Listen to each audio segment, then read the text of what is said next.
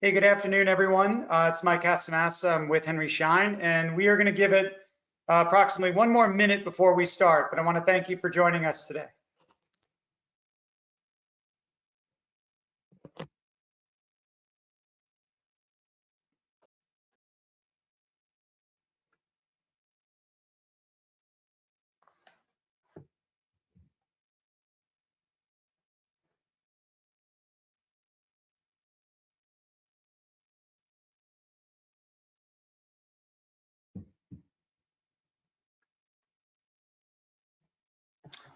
All right, we're 1 minute past the mark, so we're going to go ahead and get started. So good afternoon, everyone. Mike Castamassa. I'm the Vice President of Solutions for Henry Schein Medical, and I want to welcome you to our series called The Business of Medicine. We're really excited to be able to do this. We embarked on this project probably about a year ago, quite frankly, because our customers asked for help, especially around the business of medicine. And the thought that we started off with is that healthcare is already incredibly complex, and you all do such a great job from a clinical perspective of delivering really the best possible clinical care. However, in many instances, we have found that our customers admittedly struggle with actually running the business side of things. And about a year ago, we tried to do a simple sort of business of medicine initial webinar with a handful of customers, and it was wildly successful. And as a result, this is why we're offering it today. And it just simply comes from the demand from our customers. Today's topic that we have is really on a conversation about revenue cycle management. And this is going to be given by athenahealth. You can see the panel that I have assembled today. This is with athenahealth. And for many of you, you probably know athenahealth as an award-winning, right, open architecture, practice management, and EMR company. And they are fantastic. Matter of fact, it's why we selected them to be in our portfolio. But interestingly enough, they do a phenomenal job with revenue cycle management. Matter of fact, when it comes to revenue cycle management and other services associated with it, it is really their number one growing service line that they offer. So bottom line is they're experts on a lot of things, certainly foundational health information technology, but very much revenue cycle management, which is what the topic is today. Just some basic housekeeping. I'll share with you that this is naturally part of a series. You can see that the series is listed in front of you. Upcoming, we have a webinar that's going to be on mobile patient payments, really about effective patient payment systems. Then we're going to jump into cybersecurity, and then we'll finish off with how do you improve operational efficiencies through automation. So that will round out the Business of Medicine series.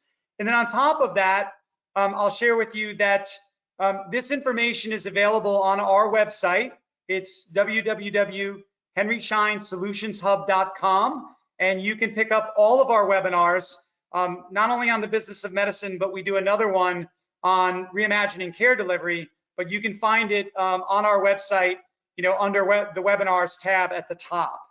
Last but not least, if you have any questions, please use the question functionality that's embedded in the GoToWebinar platform that you're going to see today. And with that being said, we will answer any questions at the end live. Hopefully we can get a nice little dialogue going and really be able to give you something which is actionable. So without further ado, I now want to introduce the athenahealth team, and we're going to start off with Brian Denny. Great, thanks so much, Mike.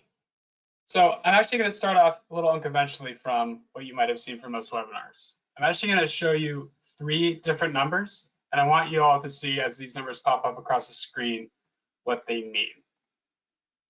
So we have 80, we have 1, and we have 65. And we're going to dive a little bit into what each of these numbers mean. So first, 80 stands for 80%, and 80% shows that 80% of providers spend at least 90+ minutes per day on coding related tasks. That means for every single week, 80% of providers and practices are spending 7.5 hours per week on coding related tasks alone. And that's 7.5 hours that's not focused toward patient care and patient experience. The next we have is 1, which stands for number one, showing that prior authorizations are the number one administrative burden for 9 out of 10 practices and physicians. And then finally, we have 65, which stands for 65% of denials never get reworked. So if we're using the average denial percentage of 10% of claims get denied, that means out of those 10 claims that go back to your practice, that means anywhere from 6 to 7 of those claims never get reworked, leaving tons of money off the table for the services that you have provided and given to your patients.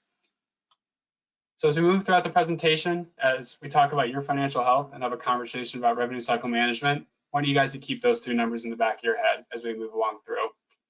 And on behalf of myself, Nathan, and Tess, thank you so much for taking a little bit of time out of your very busy days and work schedules to join us here for this webinar. So first I'll introduce Nathan. Nathan Dumond is our Executive Director for Small Group Sales at athenahealth, and he also serves as the sales liaison for the athenahealth Henry Schein partnership. Next, we have Tess Morton Trask, and Tess is a director of our client solution group here at Athena, where she leads physicians, nurses, advanced practitioners, and other subject matter experts who provide product demonstrations, clinical consulting, and solution development guidance at Athena. Tess has worked in healthcare for over 30 years.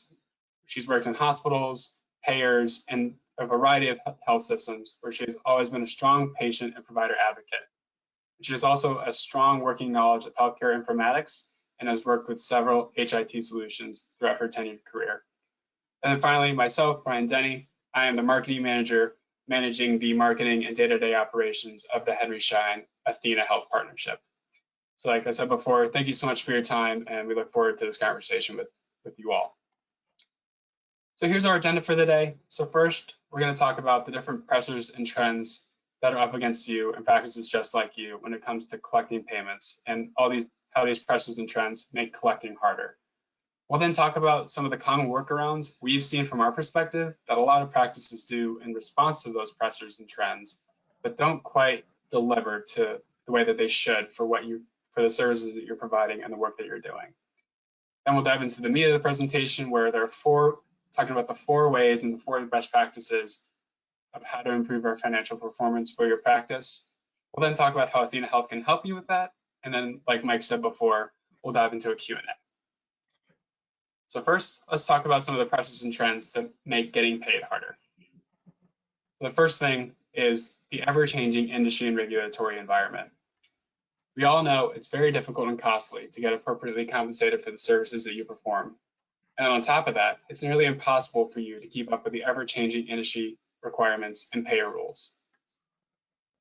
Second is staff burnout. A very similar concern that practice owners and managers face is outright burnout. Clinicians and back office staff alike, staff burnout negatively impacts your financial performance.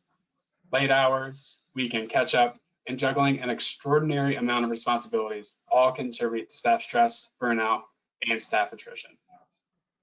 And then finally is patient volumes. There's an ever-increasing competition for patients, putting even more pressure on your margins. Not only is the type and quality of care a patient gets is the highest priority when choosing a provider, but it's also the type of service and the experience they get at the provider that are key determining factors for patients when they choose a provider to visit.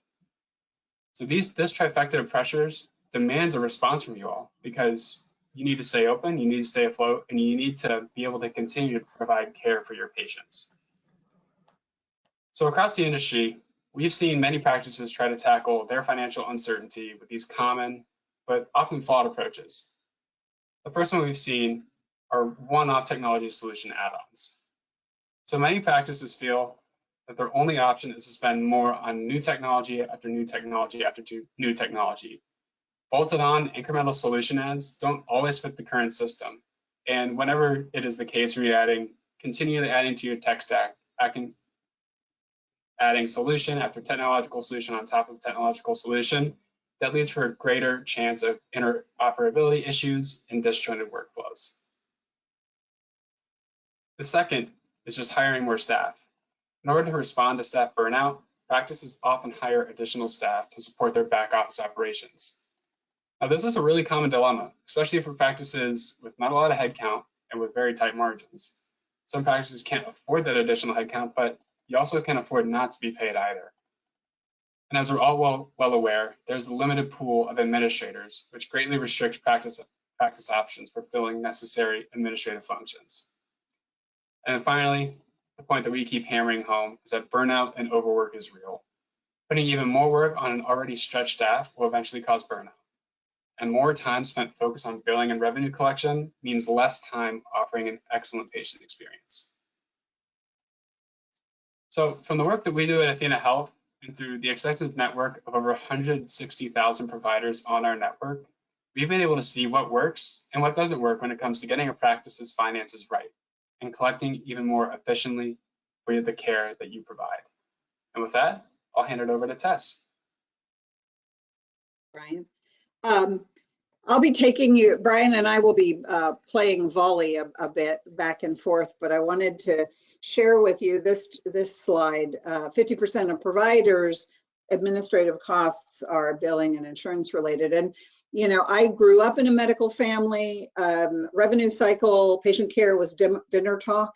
And it wasn't unusual that we would talk about the amount of money that it takes to bring the money in. And when providers see this, and they do the calculation, they'll see this and think, gee, you know, how hard could it be? Maybe I could help. Maybe I could do something more. And so, you know, you take an already burnt out provider and add work on their plate, is maybe not the right thing to do. So Brian, what do you offer for managing these kind of costs? Yeah, absolutely. So obviously the first step of managing your costs and your resources, the two things we recommend are owning what you're good at and then eliminating or reducing fees. So when it comes to owning what you're good at, one of the basic things is when you are evaluating a new technology solution, choose a SaaS solution that doesn't require a lot of major upfront costs or any long-term maintenance. And also find vendors that can manage a lot of the business tasks on your behalf, whether it's payroll, legal support, accounting, billing, coding, scheduling, and collections.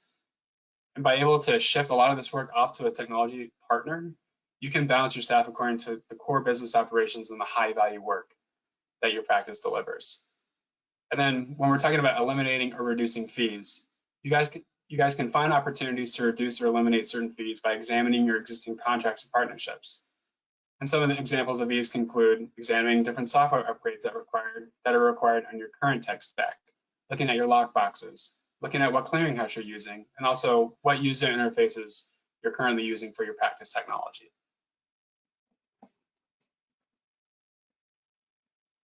So acquiring patients is really important and is the life stream of a practice, is having patients. And a recent study showed that when a patient no-showed, they're only 32%, or they're at 32% risk of leaving the practice altogether. And this is really disturbing because it takes a lot to bring them in. And you have to look at why and also follow up. If you knew that they were had a third of a chance of not showing up again, you would definitely take action and find out why they didn't show up. And maybe it's simple things like they forgot. If you don't have a good reminder system for the patients to be reminded, all of our lives are busy and we all need those reminders. Maybe they're concerned about money because they don't know that you have a robust payment plan method. Maybe it was just too much time and they didn't have maybe a ride, or life just happened and they just ran out of day. Knowing that you're letting your patients know that you have a telecommunication platform that they can log into and interact with their provider can be a real game changer. Brian, other insights here? Yeah, definitely. So when we're talking about acquiring and retaining patients, the first thing that you have to do is conducting effective outreach campaigns. So you can do this by aggregating your clinical and your claims data to identify which care gaps to target within your outreach campaigns. Then once you do that, you can study the results of those campaigns to determine exactly when and how to message to your patients individually and to encourage them to make an appointment. We all live in the digital age where we're texting, we're on the phone, we're on our tablets, we're on our computers. Some of us still even respond to snail mail. but having the right combination of all those different modes of mediums of communication can really get patients in the door for routine care, preventative care, and for their scheduled visits to reduce no-shows. And like I said before, when we're reducing no-shows and filling schedule gaps, using sophisticated appointment confirmation technology is a real game changer. It enables you to optimize your schedule, to use your time the most efficiently, and of course, to continue to get patients through the door. Also, another thing with the outreach campaigns, continually adapt them and optimize them to get patient responses and appointment. So instead of sending them 5 text messages and they'll respond twice, see if doing a combination of texting and emailing works a lot better for them.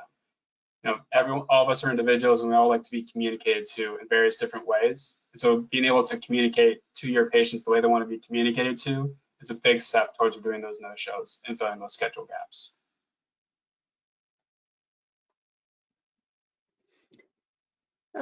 This statistic actually bears repeating. 80% of providers spend 90 minutes, it's an hour and a half per day on coding related tasks. This is an extraordinary statistic. And whether or not you and your providers experience this level of work, it's real. And so what could, if you weren't spending your hour and a half on coding, what could you do?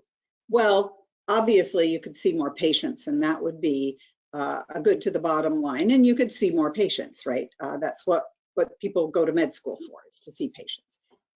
You also could do things that would accelerate or smooth out the day. You could spend 15 minutes in the morning huddling with your team, looking at the patients that are coming in today, preparing their electronic charts, their orders, managing care gaps would really help improve the care of the patients and the coordination between doctor and support staff.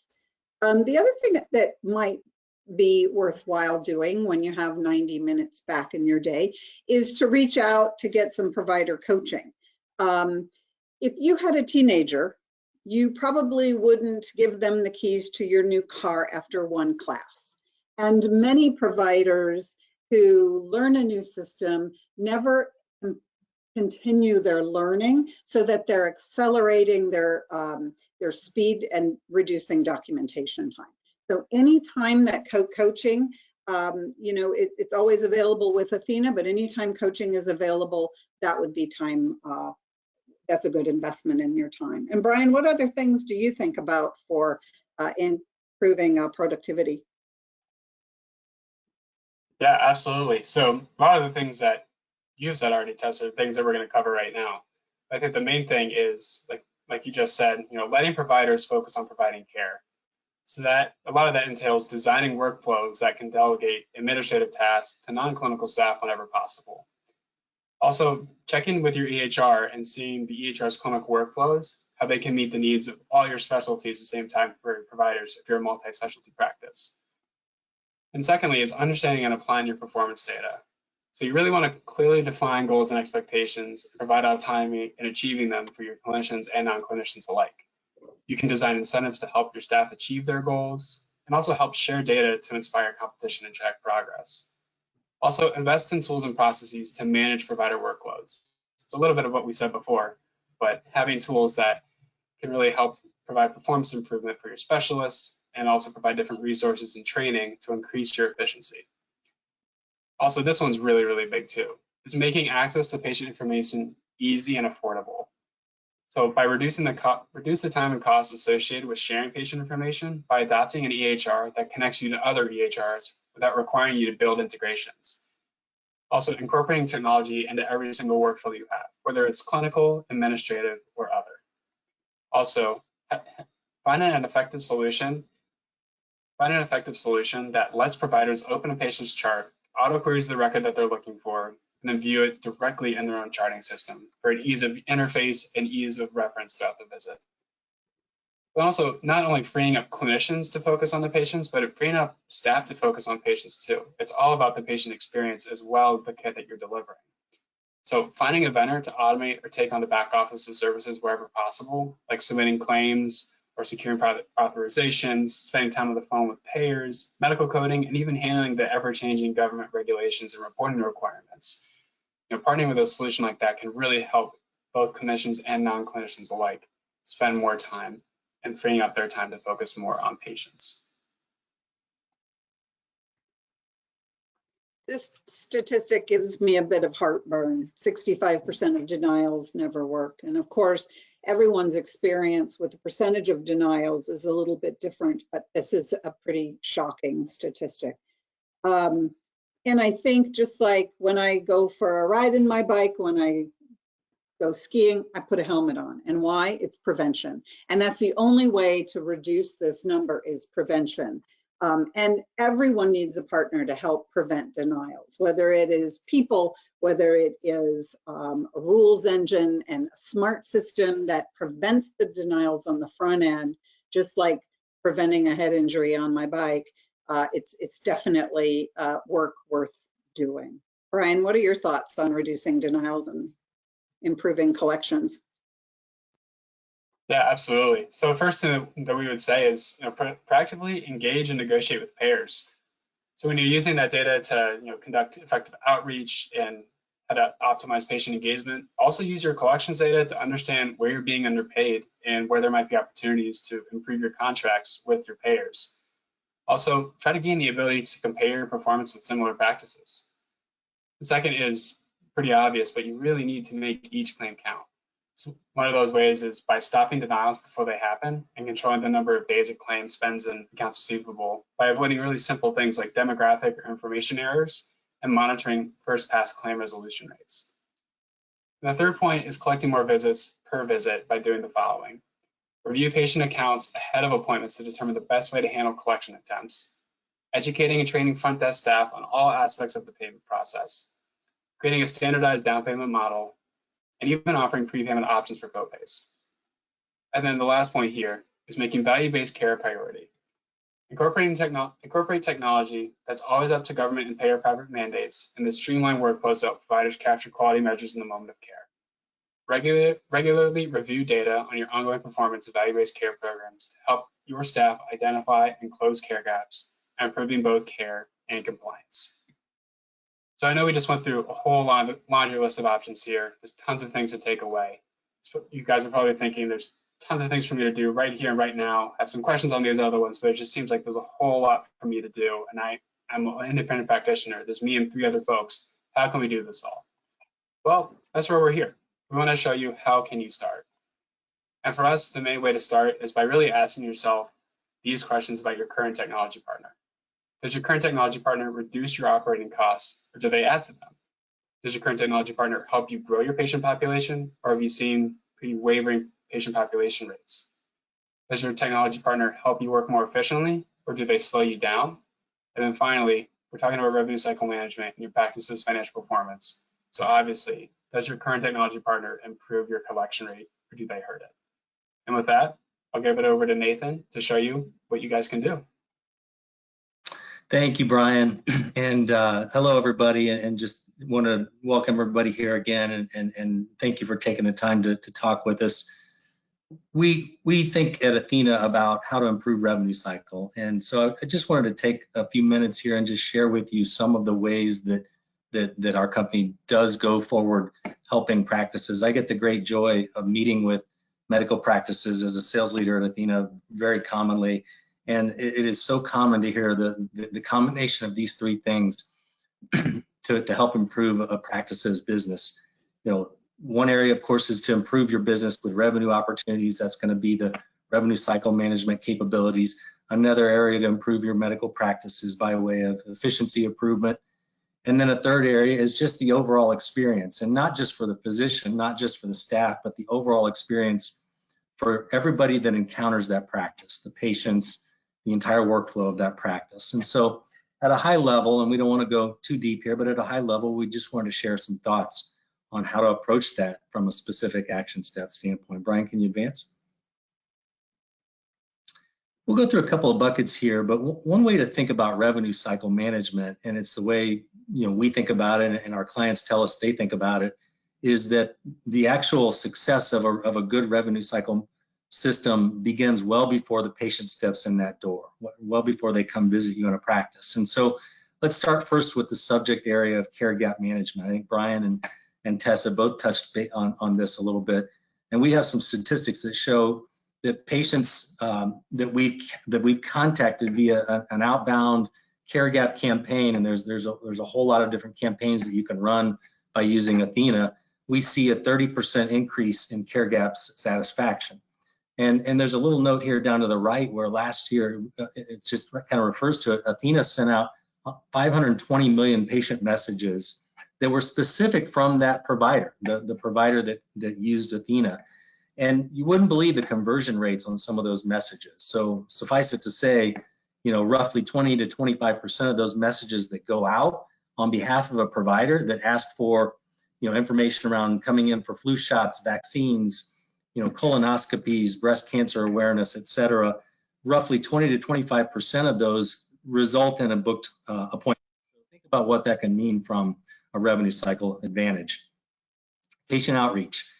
Tess brought this up. The no-show rates can be, when I talk to providers, we hear as high as 10, 15%. So we know this statistically that those that use Athena see an improvement in no-show rates because of the varieties of way that we reach out to patients and the steps that we take in partnership with your practice to make sure that those patients enter into that practice on the day and time that they should. So just in general, we see a 43% improvement in no-show rates when practices move from one solution over to Athena. Eligibility checking, we know this is a pain point. You're probably all shaking your head, gosh, I understand this can be a problem. There's nothing worse than a patient showing up for a visit or perhaps even going through that entire visit and then being told later by the insurer that I'm sorry, they don't have appropriate insurance and we cannot pay for this visit. That leaves you really kind of hanging. And what we've seen with practices that move to Athena because of the various techniques that we use, including checking benefits on a daily basis, 3 days, 2 days, and then 1 day prior to the visit, we've seen that those checks are done at a rate much higher than the industry average, and it leads to much more certainty around being able to be paid for those visits. Self-pay, let's face it, this is a very difficult thing. We're seeing more high deductible plans. Employers are now shedding some of the previous kind of legacy insurance plans, and much of the burden for paying for medical visits now falls onto patients. And so this can be difficult. Let's face it, most patients see paying their medical provider as one of the last bills that they're going to send out the door. And we're aware of this, but hey, this is money that you and your practice have earned based on the work that you've done. So with Athena, you see a 9% increase in self-pay yield compared to industry average. And then we talked about denials and claims, et cetera. Based on the proprietary rules engine that Athena brings to the table, you see a 25% improvement in claim and denial management. Claims are paid often on the first time, and when they're not, we have a team of people that tackle those denials and go after those missing dollars. If you think about that stat that Tess shared, 6 or 7 claims out of 100 that aren't paid. If you're a family medicine practice and your collection per visit, your average kind of claim is about $100, that adds up to $12,000, $13,000 in a month. What could you do with that additional funding if you could just make a dent into that area? Analytics is another area. At Athena, we have a robust capability of reporting. Many of the practice managers that see our system come away thinking, gosh, I really had no idea that I could learn so much and benchmark against other practices or see just kind of how I'm performing on a regular basis. So Brian, go ahead. That second bucket we talked about, of course, was being efficient, the providers and really the clinical experience being an efficient step. And I want to call on Tess here to jump in again because, having worked in a medical practice, I think she can really speak to, what it means to be an efficient office. Thanks, Nathan. The experience that the providers have will make or break their day, and will keep them engaged. And it's so important to make sure they're happy and the patients are happy. You've got to have that. Athena Hippocrates is an app used by most of the physicians across the United States, and that's an Athena product.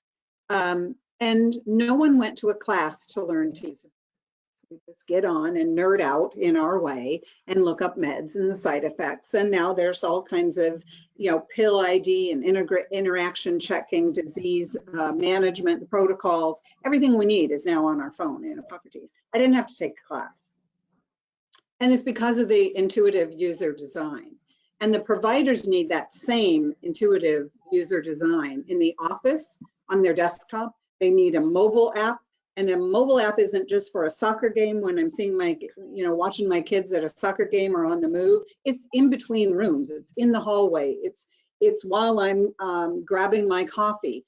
I need all of those tools to get through the day. Having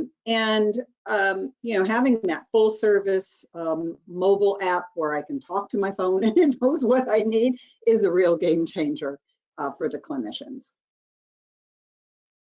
And thanks for sharing that. And just as an aside here, on the right-hand side of this slide, one of the mind-blowing capabilities of our technology is the ability to receive information about where a patient has been if they visited hospital sites that use Epic and or Cerner. And I'm amazed when talking to doctors and other staff members of an office, how often they say, I'm just so blind to what is happening with my patient, and just feel comfortable as well. And this is an efficiency measure. Just feel comfortable that we've kind of put some forethought into that, and because of the interoperability, interconnectability, you're able to see what visits, what medicine a patient is using when they've been outside of your own care setting. So it's just, fantastic in how it enhances the ability by your team to deliver care. Brian, go ahead, next slide. And then the third thing we talked about in that bucket of really helping your overall revenue cycle is just improving the experience, improving the patient experience, improving the provider experience, improving the staff experience. Here's just some examples of where the patient experience is enhanced. I tell the story, I busted one of my fingers playing tennis recently, and the orthopedic practice that I go visit occasionally as I've gotten older and had to visit them routinely over the years, they use Athena. And I love the ability to just go online, log in, and be able to send a note to my provider and say, hey, it's kind of hurting here, or I'd like to be able to come back in, or do you have any suggestions for managing this pain, et cetera. And it's just a really nice way to be able to be in touch with my provider and feel like my voice is being heard and I'm not just another number. And then you can just see some of the other tools that are offered here as well, such as a pre-visit online check-in, in-office self-check-in. Just in general, we see that portal adoption itself is so much higher with users of athenahealth than it is with other industry offerings. And this leads to savings of staff time, not having to worry about so much time checking in, not having to capture questions that, we've all seen the patients that are frustrated. Well, wait a second, I provided that information last time, or and this is all about enhancing the overall experience for everyone involved so that we can get back to what is most important, which is delivering care. So with that, just one last slide here to just kind of thoughts, leaving you with a few thoughts on all the different things that add to a very successful revenue cycle. And that includes, I'll just start at the top, obviously, registration, verification, copay collection, that leads to a good, successful revenue cycle. Insurance verification, we've talked about. Brian hinted at authorization management. This is actually a service that Athena does that's not available by most vendors out there, where we will actually go in and secure your pre-auths for procedures and therapies and all the things. And we know that this can be an area that both takes time and also leads to lost revenue. Charge entry and coding. This is an area we can help with, but is also a very important element of revenue cycle management. Claim scrubbing and issue resolution. What a headache for so many of the practices to deal with this. How about payment posting? When you're a very busy practice and you have payments coming in all day long, every day, that's a major effort to just make sure that we're on top of that posting. This is definitely one of the core offerings by athenahealth. Claims denials, we've talked about that, but it can be a way to really drive some revenue enhancement in your practice. What about things like when your claims come back and there's a zero pay, or there's a secondary care offering that you've offered that ends up being not paid because of how it was coded in the beginning? This is an area where having the right type of vendor can lead to a strong and rightful resolution on behalf of your practice. Patient refunds, managing this can just be such a headache, but having the right system can really keep you moving in the right direction and keep you focused on clinical care. And then insights and reporting. So these are just areas to think of when you talk about really optimizing the very best of revenue cycle management. And these are areas that as your partner with Henry Schein and us with Athena, we can deliver best of breed solution with. So hope that you think about taking a look, and certainly hope that you learned something today. I know we're going to move to a Q&A section, but really want to thank you for taking the time today. And if you want to learn more, we're here to support you. Fantastic. So to the Athena team, my sincere appreciation. I thought that was a great session, and certainly practical advice on what to do to enhance revenue cycle management efforts. And as always, you provide expertise that is certainly available to all of our customers, as Nathan just mentioned, how you could certainly solicit that. So with that, Justin, I want to ask, do we have any questions from the audience at this point? We do. So there's a couple of questions around the coding service. I think we would like a little bit more detail on how does the coding service work? How would you implement it? What are the different aspects of coding?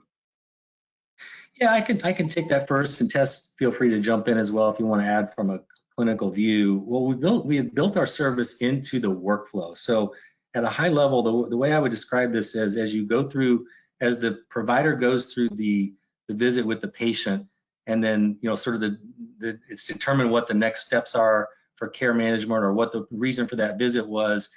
Those notes and all the information that's captured in that visit then is highlighted inside of that patient's record. And then there's our medical coding service, which works remotely. We'll go in, identify everything that they need to, and then create the claim. So basically follow through to do all the steps necessary. And these are all established coders with all the correct certifications, and this service has just been doing phenomenal work for a long time. I don't know, Tess, if you want to add anything on this.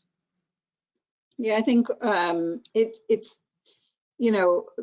I had 100 coders back in 100 providers back in the day. None of them went to coding school, and they all left money on the table by undercoding, and you all probably understand that. There's nervousness around coding confidently level 4 and level 5, yet it's not. It's something that a coding someone who's trained in coding can quickly identify and will support on your behalf. It's great. The biggest thing I would say is it's built into the workflow, it's integrated into Athena, and the team is extremely good at what we do. And this is their expertise.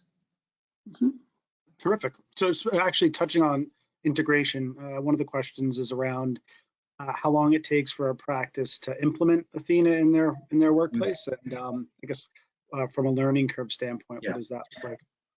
Well, and there may be two elements to that question. One is just the actual time to onboard. The other is probably related more to just comfort level and sort of getting through that learning curve. And so I would say to that is we found it to be this is not a turn it on tomorrow process. We do roughly 2,000 implementations in small practices every year, and have been doing this for 20 some years. It certainly has grown over time, but I have a very well-known, robust, proven system for virtual training for most of our practices, and a lot of coaching that's provided all throughout, a lot of good modules, and there's just an entire systematic approach to doing it.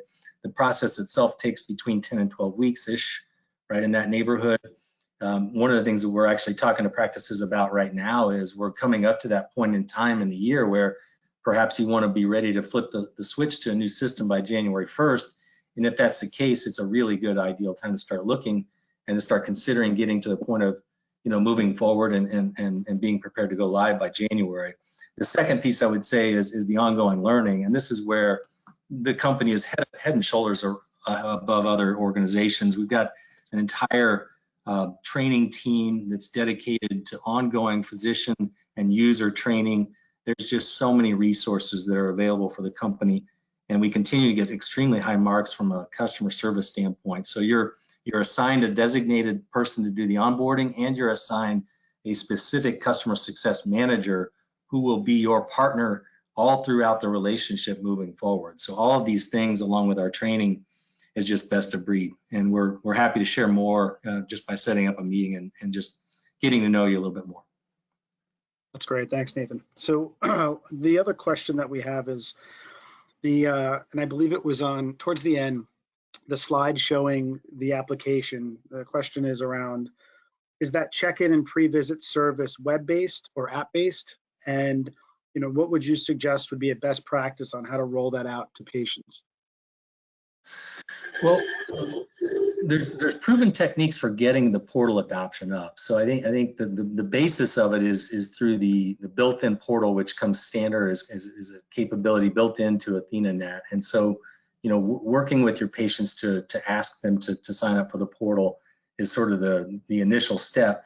Many of these tools are available mobile. There's also, we didn't get into it at a very finite level, but one of the really neat things about Athena's open architecture, Mike had talked about the open architecture, is we have what I'll call an app store. So there's roughly 300 partners that make capabilities that plug in seamlessly into Athena. And so there's some really cool tools. We're not necessarily showing it on this slide here, but I wanted to just have people have that mindset that there's you can really create things that are more real and more more customized to your own practice that integrate into Athena. So while we have all those tools native, I would encourage you to feel free to say, hey, I want it to look like X or Y, and there's a likelihood that we can help you do that. Terrific. That concludes the questions. I do want to say that there will be a follow-up email for everyone who attended, and we've curated more insight from each one of the parts of this series and built an ebook around it that will be deployed over the next 24 hours. So there'll be that piece to follow up. And again, to Nathan and Brian and Tess, thank you for coming on. And be sure to follow up with your rep or call the number. I think, Brian, you had a contact information up on the prior slide if someone would like to follow up and do a one-on-one or a consultation. Michael, I'll let you close it out if there's anything else. Yeah, that's it. I want to thank everyone for attending. I look forward to your attendance on future, business of medicine webinars. And last but not least, thanks again to the Athena team. Everyone enjoy your day and be safe. Thank you. Bye.